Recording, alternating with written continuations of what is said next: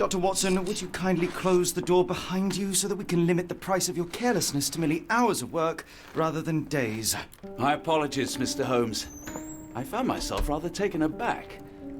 I saw tidier houses in war-torn Afghanistan. Are those my surgical needles? I ran out of tacks and the matter required immediate attention. Was that my supper? Plainly not, for I was the one who ate it. I set it aside for this evening. And for that I am grateful. Is that my bed? Watson, since you've proven yourself a master of observation, might I ask you to apply your skills to a more pertinent question? Namely, the whereabouts of today's newspapers. They are the key to everything. The newsboy is usually reliable. Medically speaking, I often find that the key to everything is good sleep. In a bed. Your papers are here, on the table. Let us see what the postman brought today.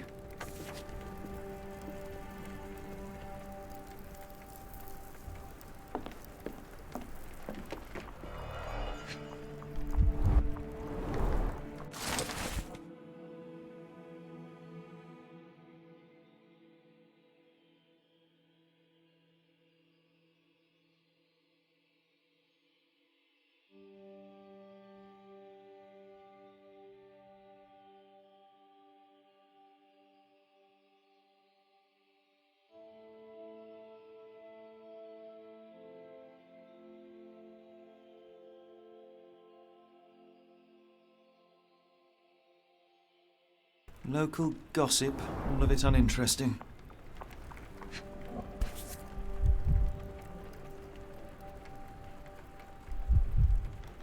Your order from Barnes' bookshop has arrived, Doctor. Barnes insists on delivering the books to our door, even though we could easily walk to his shop. That's good service. Another letter from Werner. I never reply, but they keep coming.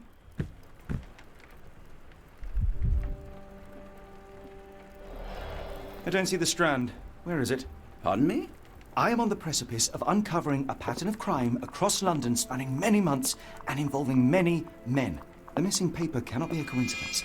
That's preposterous. My dear fellow, life is infinitely stranger than anything which the mind of man can invent. Well, life used your newspaper to wipe its posterior, so after that unpleasant discovery this morning, I disposed of it. But in lieu of the Strand, perhaps I can deliver you something equally tantalizing. I have just returned from a patient of mine, Captain Stemwick, who... No, that will not do. Grab your coat, Dr. Watson. Let us hope nobody has collected the dustbin.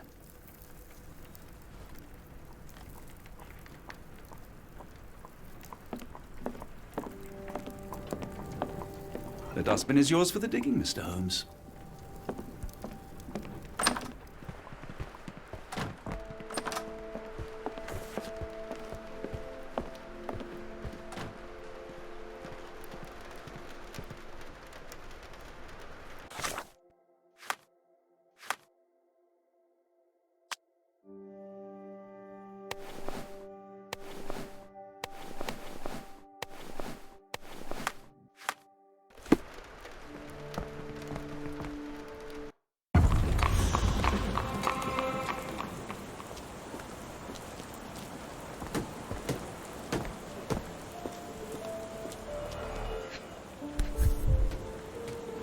A cactus spine.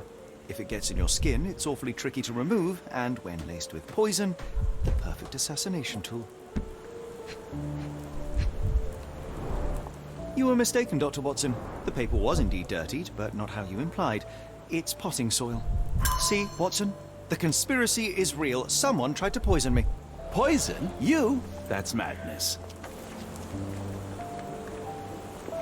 Get the Strand! Get your copy of the Strand here! Sorry, Mr. Holmes. I just sold my last paper. Blast. Then why are you still here? Boss pays by the hour. No sense in returning early. You're a bright child. I presume you see everything that goes on around here? Nothing gets past me, mister. Then tell me, did you notice anyone suspicious at my door this morning? Like the man with your newspaper? Precisely. What do you know? I know the value of a shilling. Dr. Watson. Sure, now I can take the day off. Which way did he go? Not sure. I was distracted by customers. Sorry. Did you see what he was up to? Nah, not really. I saw him approaching your house, but I had a customer. Then there's a loud bang. I ducked down. Not because I was scared, because I wasn't. I had to protect the merchandise. And all I could see was him kneeling at your door. Can you describe the man you saw? He was carrying a lot of books. Up to his chin they were. Never heard of a well-read assassin. Looks can deceive. Hence the appeal of disguises. All right. You earned your shilling. That'll be all. Thanks, Mr. Holmes. Maybe I could be your eyes and ears, if you have more shillings.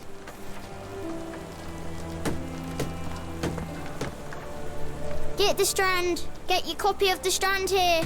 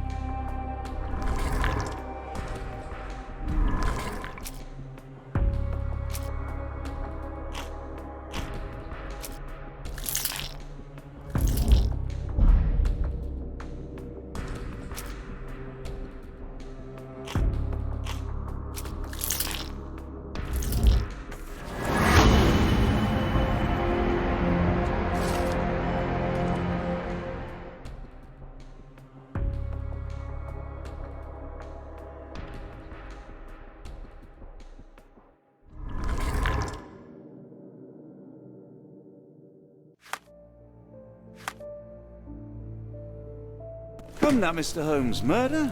Yes, Barnes has his quirks, but he also has his scruples. Not every Get the pawn Strand. knows it's part Get of a your copy game. of the Strand here.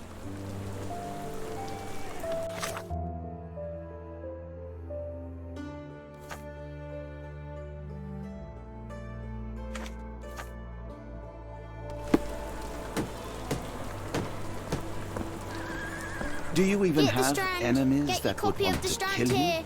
Okay, perhaps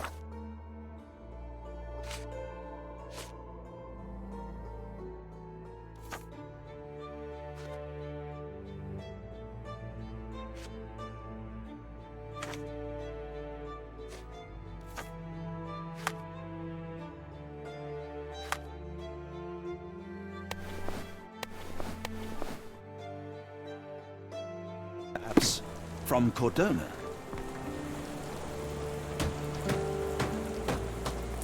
Get the Strand. Get your copy of the Strand.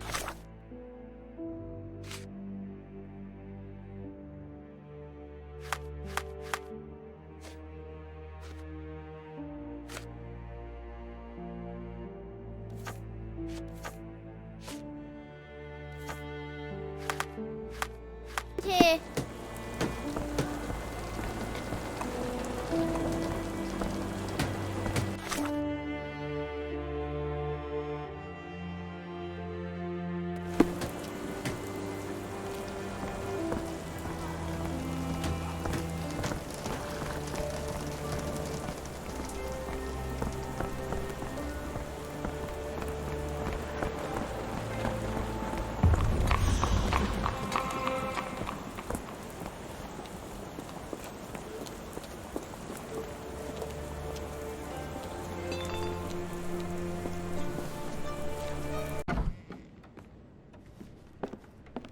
How about that Vogel fellow? He seems rather obsessed with you.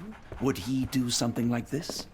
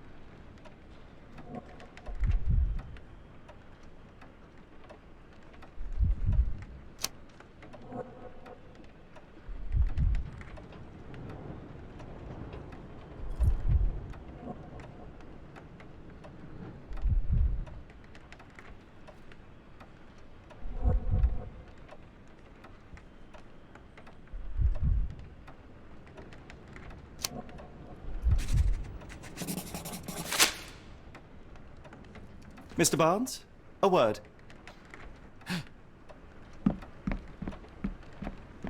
Oh, for goodness sake.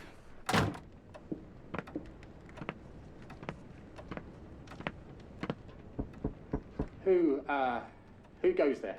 Sherlock Holmes. Now will you please... Mr. Holmes. Golly, I did not see you come in. Would you care to answer some questions for me? Well, I wish I could, but I am deep in the weeds with work. How about we reschedule in a month or two? Come now, Mr. Barnes. It will only take a moment. No, really deep in the weeds with important things. Well, help yourself to any book, just take it and pay later. I trust you, Mr. Holmes. Barnes doesn't seem like himself. Why is he acting this way? You're asking the right questions, Doctor. Let's find a way to coax him out.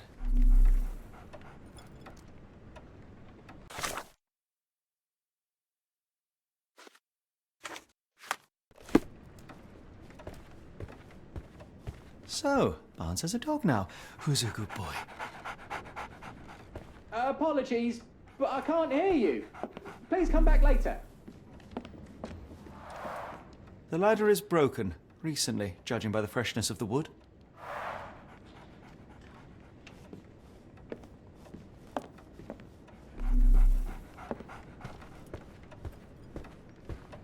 I could hardly imagine anything more macabre.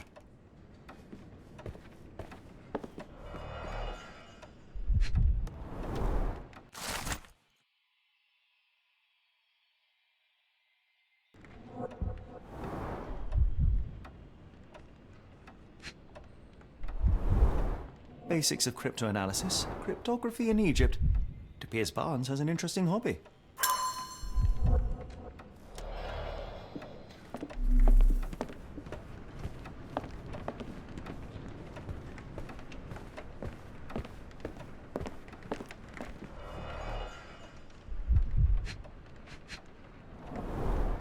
In the language of Mycroft's secret agents, it's a sign.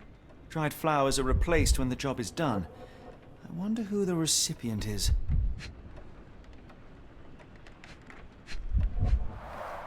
The finest view London has to offer.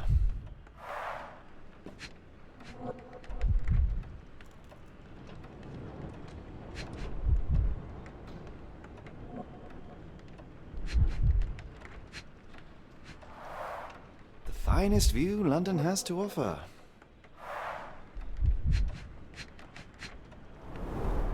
An improvised stand, but it does make the flowers more visible.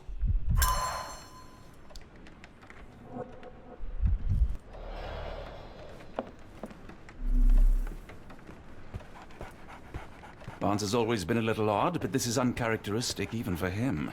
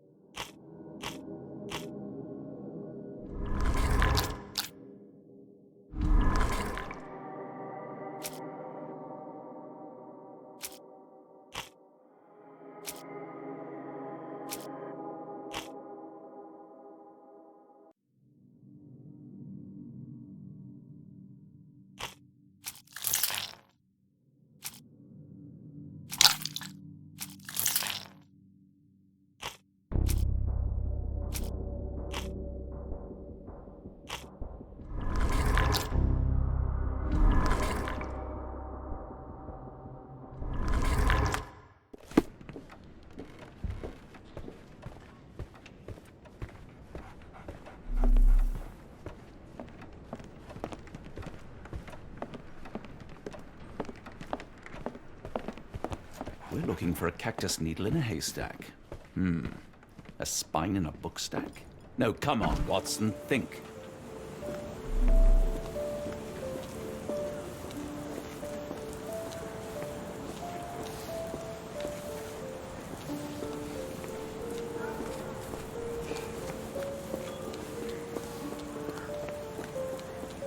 The weather is dreary, isn't it? To be fair, my flowers could use the rainfall. Hello there. What's your name? Lily. I know, not very original. Encouraging people to stop and smell the roses? Our national emblem. God save the Queen. It must take patience and care to produce a bloom so beautiful. I imagine so. I merely sell them. A familiar spine? Is this what I found in my dustbin? The pot is damaged. The blow was severe, but softened by something.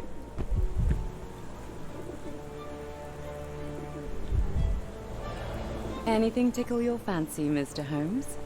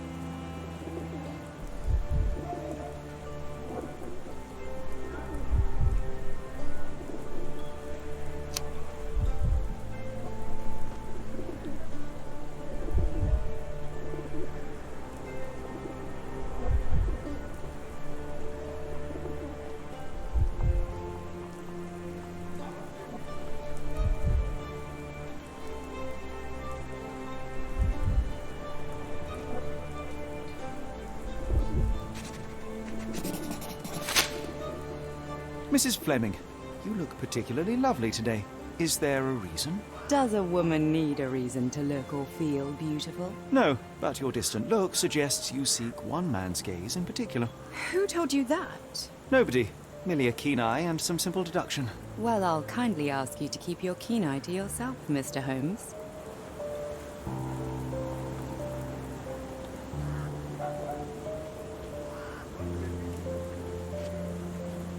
I don't know anything about this, sorry.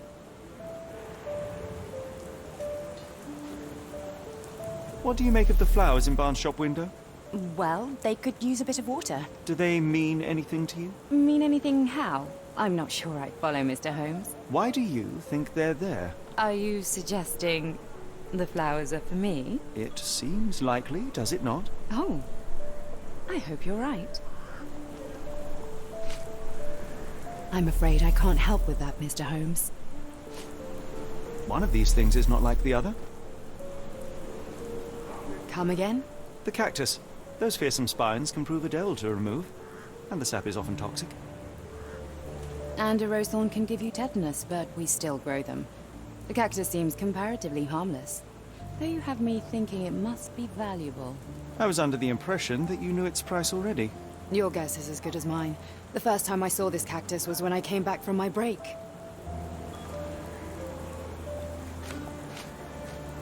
Are you sure you're asking the right person? I'm just a flower seller.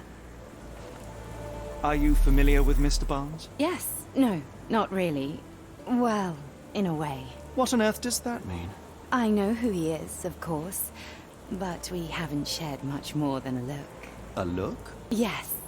Each morning I go for a walk in the park with my dog, and most days I spot Mr. Barnes there with his new puppy, so we see each other. Actually, we once met briefly while our dogs played. He was quiet and seemed unsteady as he approached, but since then, we've never spoken. I often see him staring through the shop window. Sometimes I wonder what he thinks about that would etch such longing onto his face.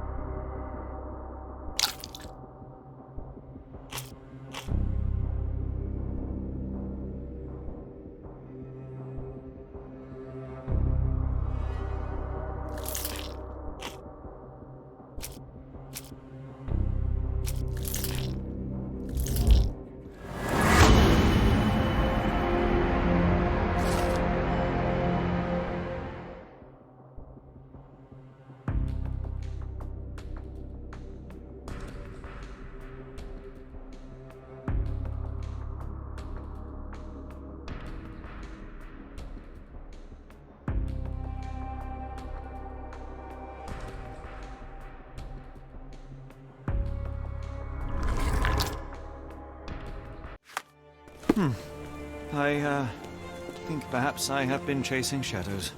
Do not despair, Mr. Holmes. Even the best of us make mistakes. We better tell Mr. Barnes what we've learned.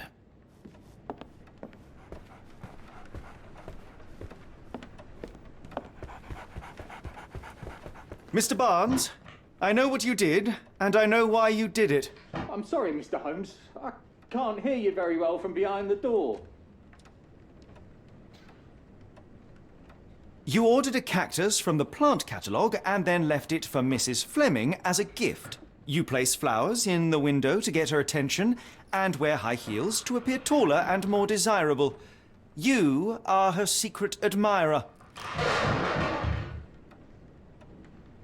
I couldn't read this morning's edition of The Strand because it was covered in soil and spines. I know you dropped a cactus on it and then fled. Barnes, it's Dr. Watson. Rest assured we are not interested in disclosing your personal affairs to anyone, including Mrs. Fleming. Please come out. All right, then.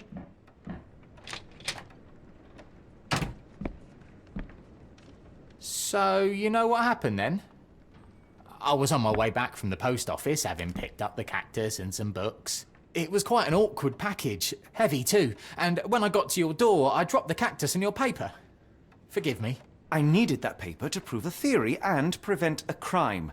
Your actions were rather disruptive. Your clumsiness carrying the post is matched only by the clumsiness of your romantic gesture. Oh, it's true. I am useless with this sort of thing. I'm not even sure if Mrs. Fleming noticed. As in most things in life, truth is the answer. Cease with the abstruse signals and anonymous gifts, and simply talk to the woman. What is the worst that can happen? She rejects you, and you are freed from this endless purgatory. That... Yes, you are correct, of course. I do have a slight tendency to overthink things. Thank you. So, at last, we return to the matter of the paper. I'm investigating a string of burglaries. Did you perhaps read of any before the edition was spoiled? I don't recall, but you're welcome to read our copy for yourself. You had an issue of The Strand here all along? Well, naturally. I am a bookseller. I have a subscription to every magazine and newspaper in London. So you ought to be familiar with the concept of burying the lead. Oh no, my apologies, Mr. Holmes. I'll make it up to you however I can. I am an expert on obscure languages and translation and Yes, okay. Just give me the paper.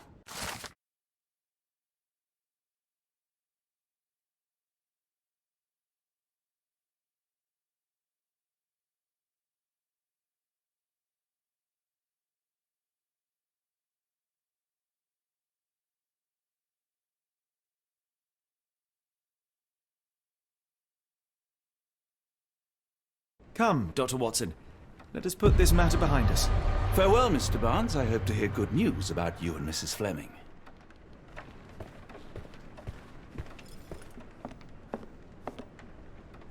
Well, that was an utter waste of time. An assassination did seem rather unlikely. There was supposed to be another burglary. I was certain of it. Something you wish to say, Doctor? No. Well, only that you have a remarkable faculty for deduction and pattern recognition. And that perhaps, if ill-applied... I see things that are not there. Yes. It is London. There will always be burglaries. Doesn't have to mean anything. So it seems. Forgive me. Without something to occupy my mind, I turn into an entirely different animal. Which brings us back to my news from earlier. I think I have a case for you, a real one. Truly? Indeed. Though perhaps not as thrilling as your stories from Cordona. A patient of mine, Captain Stenwick, told me that his servant disappeared. I said I knew just the man to help. What do you say? Oh, Watson. Yes, I know it's not the most tantalizing mystery, nor the story to launch my writing career. But... It's brilliant. Let's go. Oh, good. Well, his house is nearby. Come.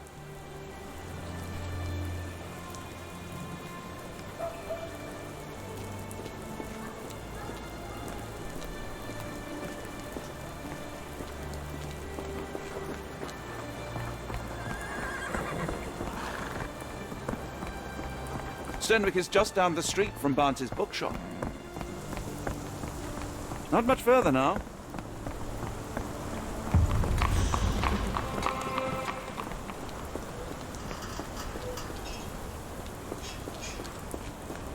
Is this lousy attitude of yours because of my altercation with Inspector Lockhart? Did he put you up to this? Sir, the inspector has nothing to do with it. I'm telling you the same thing I tell anyone seeking a missing person. Good day, gentlemen. Forgive the intrusion. Captain Stenwick, this is my colleague Sherlock Holmes, the consulting detective I told you about. At last, a professional. This useless officer refuses to do anything about Kimmy here, my missing servant. What was your name again? I shall be certain to inform your superiors. Sergeant Ruffles. It's my superiors who made this decision, sir.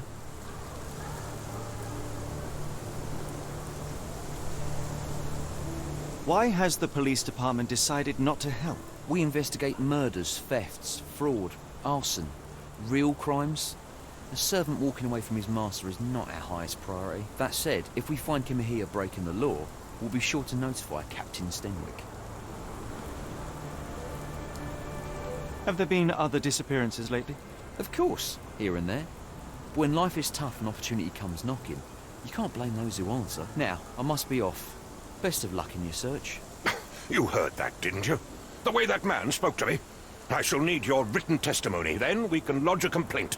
Captain, perhaps Mr. Holmes' time is better spent learning about your servant, so that he may begin his investigation. Ah, yes. Quite right. Fire away.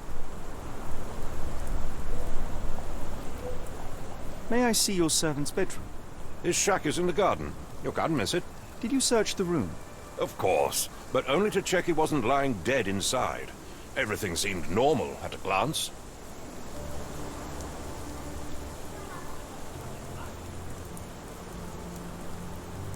Is there any reason Kimahia may have left? I should think not. He had all he could have wanted. Gainful employment, new clothes, and all the cabbage he could eat. Did Kimahia make off with anything of value? Heavens, no. I would have mentioned it to Sergeant Ruffles. Still, he must have fled with some money on his person.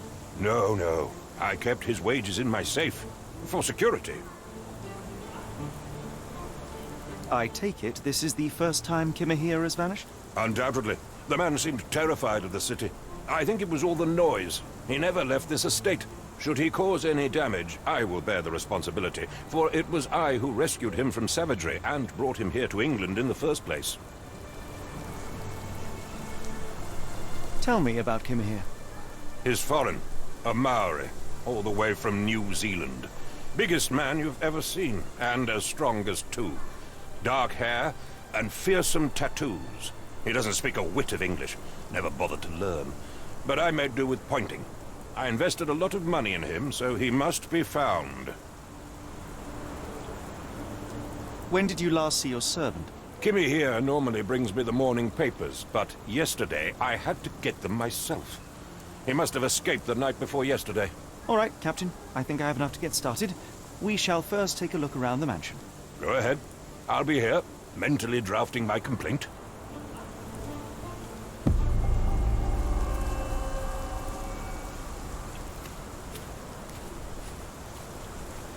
Why are you still here?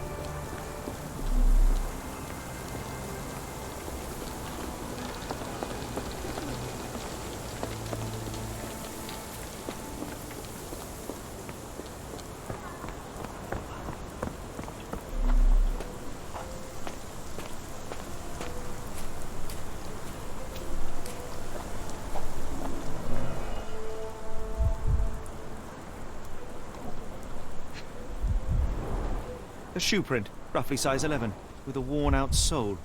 These are a workman's boots. Chewing tobacco.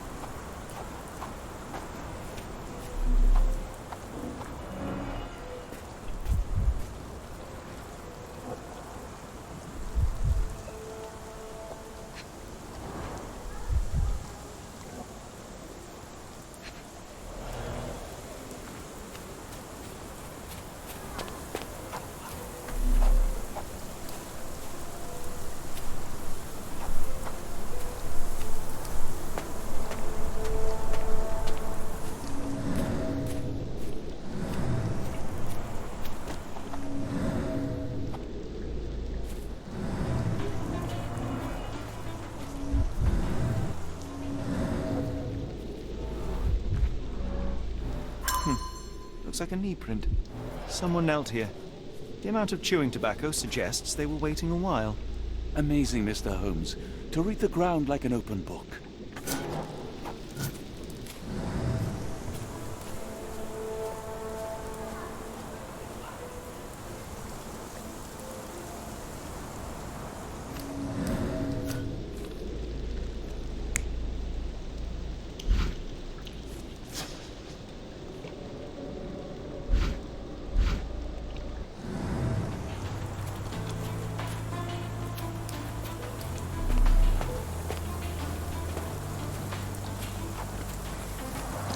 This lock is quite unusual.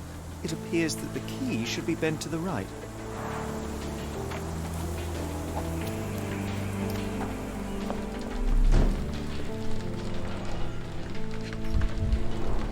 A scrap of Hessian.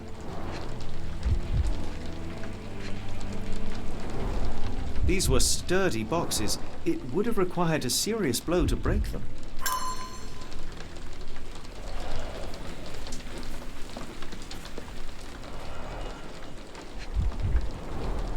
Impressive. The sack of grain retained the shape of an impact. Someone hit their head here.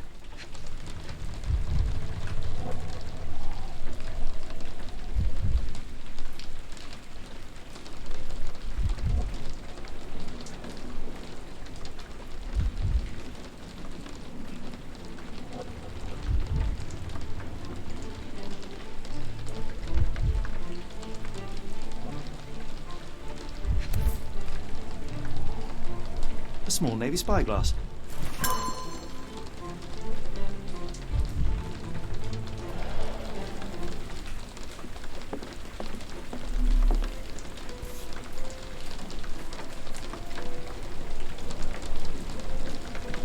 A Maori nose flute. Ngurus, they're called. Clothes made of hessian. Is Sten really so miserly?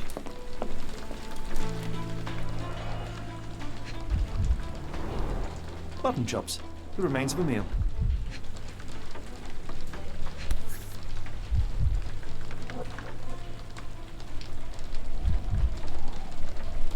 A heavy chemical odor. Lend me your nose, Doctor. Ah, I'll never forget that smell after my time in Afghanistan. That's an opioid, Mr. Holmes, a narcotic. The ashes are long since cold.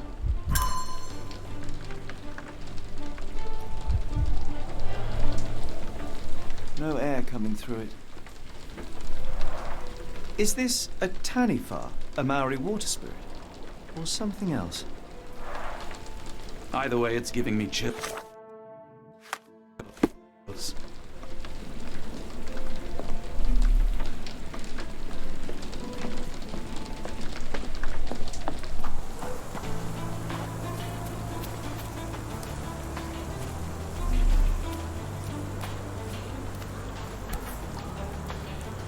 The rag reeks of smoke. Someone plugged the chimney.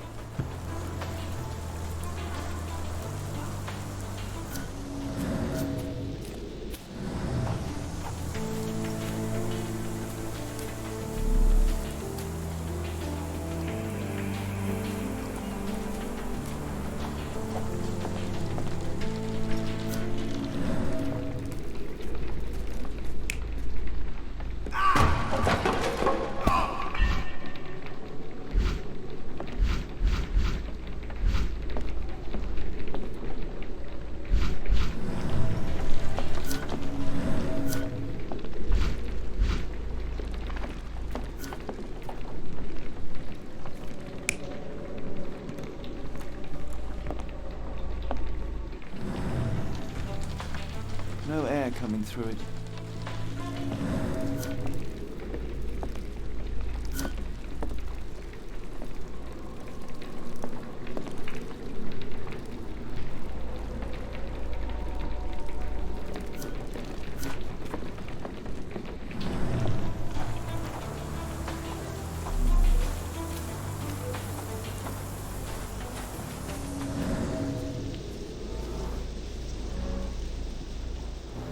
Could have left these tracks.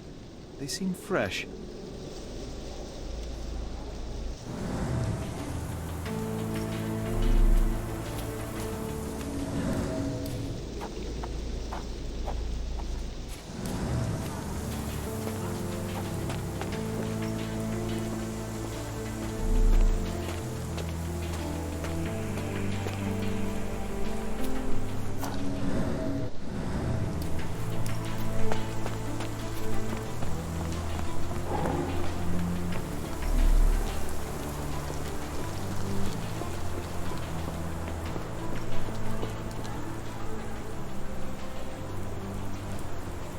I will not be long, Captain.